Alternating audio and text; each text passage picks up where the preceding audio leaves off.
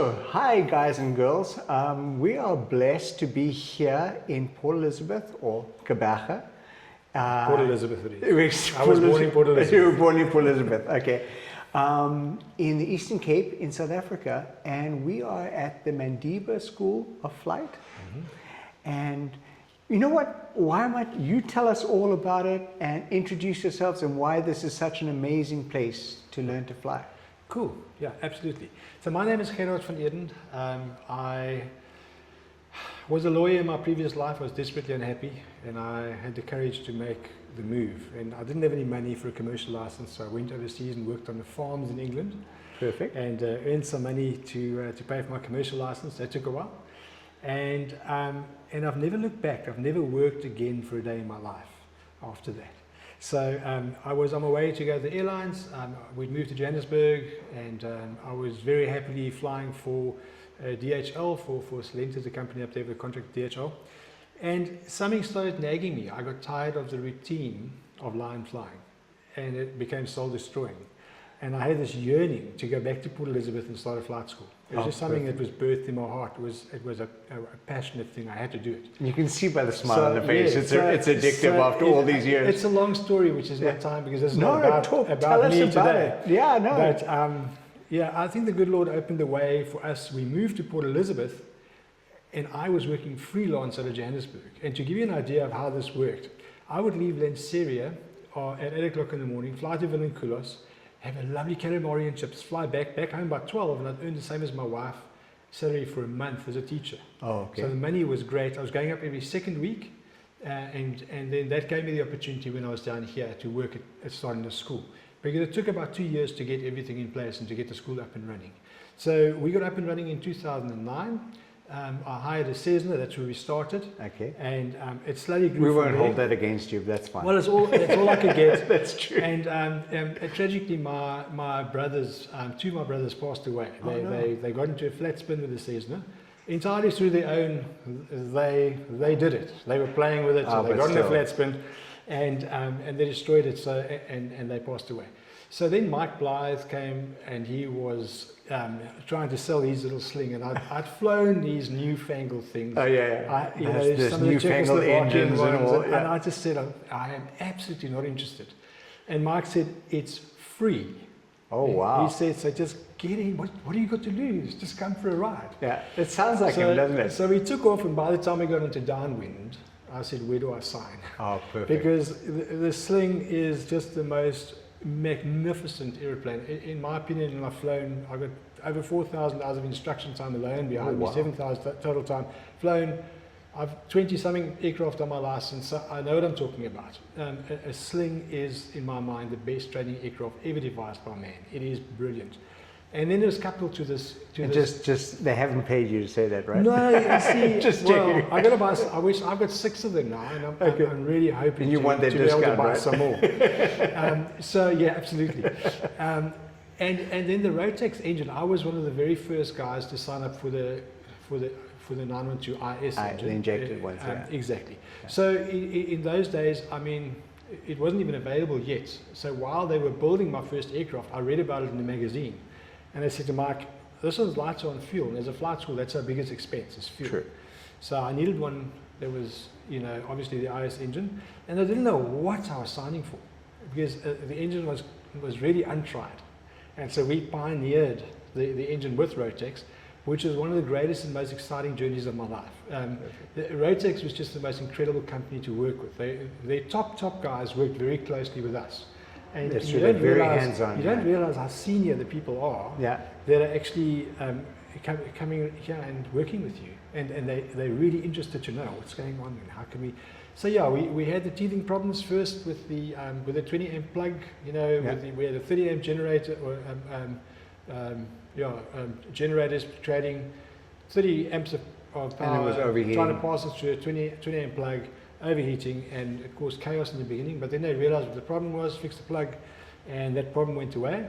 And then after that we had the issues with the gearbox, but that was more related to the propeller type that we were using. And when we switched to There definitely are propeller types that are more suitable. Let me not make brand name declarations. Okay, sorry. But there are certainly propeller types that are more amenable to a Rotex engine. You're going to find those. So and now the gearbox, we accept the fact that the gearbox is going to give us half-life from the engine, maybe 1,000 hours. We're going to change the gearbox out, and then it's good to go for the other 1,000 hours. Rotex gives us beautiful warranty. So that's because you have the Rotex so they pay care for on that, there. and when you buy a new engine, you get the Bose headset. That's true. So all of those are really good perks to have. Good incentives. We are incredibly happy with our relationship with Rotex, and also with the service we're getting in South Africa through Comet with Narin. So that's really where we are. We've done 50,000 hours now on our Rotex engines. So we know them very, very well.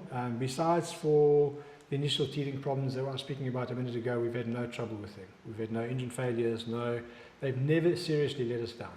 And that's, I think, a phenomenal testimony to this little engine. Well, and you've got 50,000 hours behind them, so that's crazy. Absolutely. And then, we're running the avgas, MoGas, which is so much cheaper. Yeah.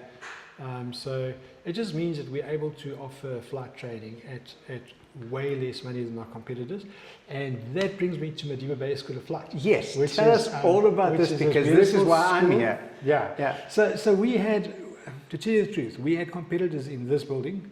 Well, I competed with them. They used to sit there and they called us the flight school under the tree, because when I started literally out of the boot of my car. Perfect. And I used to steal their students because I wasn't one of these flight schools that talk down to students or that treat them like as if they're in the military. We love our students and their family, and that's the way we look at it. And you've got to enjoy flying. Well, they've got to enjoy their flying. Yeah. I mean, when somebody decides to be a pilot, they do it because they're passionate about it, like I was. Yeah. So you've got to give them that experience where they actually enjoy the interaction with the instructor, enjoy the flying. We don't run a course here where anybody is bound by a particular structure. They don't have to put a lump sum of money down in the beginning either. It's pay as you go. They pass the exams as they go. We encourage them. And very relaxed. Very relaxed, but very professional. Yeah. And it's a large school. We probably have 80 students at any given time. A very popular school, and our results are excellent. The same guy who tests our students tests 43 air school students. They come in at 4 times the price that we give the same thing and the same standard. Yeah. So they've got the name. Well, that's true. They do. We got the economics. And the other thing that we have is this incredible airport at Port Elizabeth. Now in Johannesburg, if the guys want to fly an ILS, the only place I think right now there's a serviceable ILS is OR Tambo. So they're going to go fly at 2 o'clock in the morning when the Boeings aren't using it. Yeah. We have 2 ILSs at this little airport on this runway, one from either side.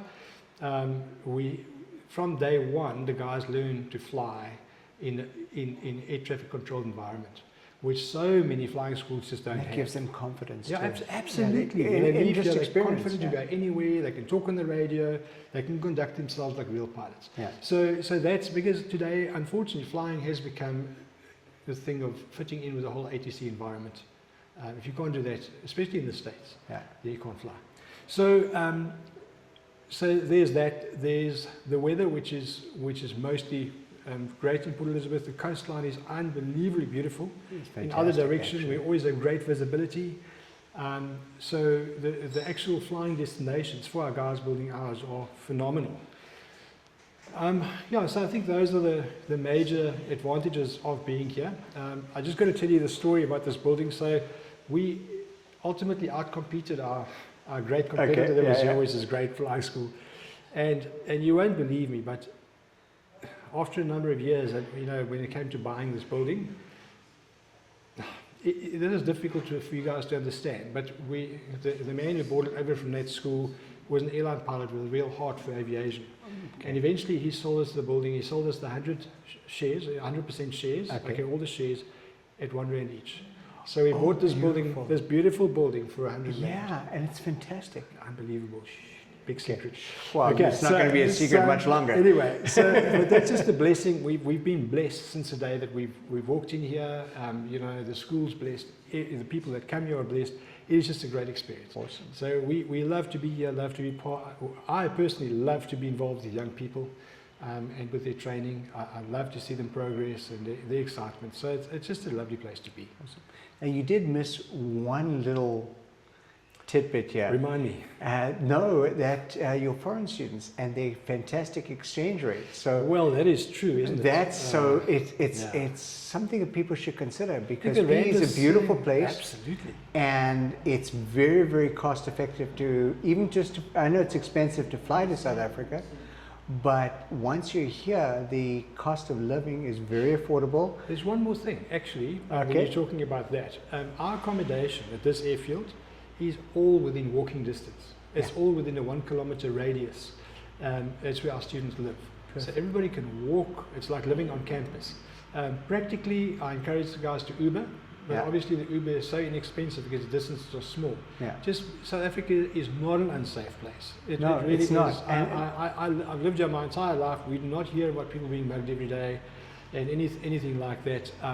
You've got to know where to go, and a bit of local knowledge is good. Yeah. But certainly for the guys to catch Ubers up and down is better than walking, but it's very, very close. But it's safe to walk too. Absolutely, the guys do walk. Yeah, and that's something, you need, news media needs sensationalism to sell. Yeah. And unfortunately that comes at a price, because you Yeah. don't actually see what's really, really happening Yeah. here. Yeah. And Yeah, it's incredible, and just to be off the topic very slightly, I love watching, YouTube reels and the news and what's happening in Yeah. the world, because we've never lived in those exciting times as this. Yeah. I mean, at the moment, there's as much happening in a week as Yeah. used to happen in 10 years. That's true. You never know what's happening next. It's I exciting. don't know if that's a good thing. Well, I think it's exciting times. I think we're alive in the most exciting times. So I'm excited about it.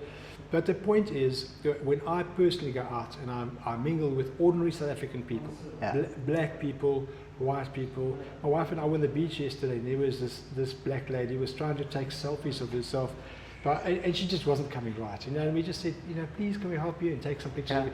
And that sort of interchange, that is common in South Africa. You don't find the hatred that's advertised on social media. Because it doesn't sell. Niceness doesn't sell. No.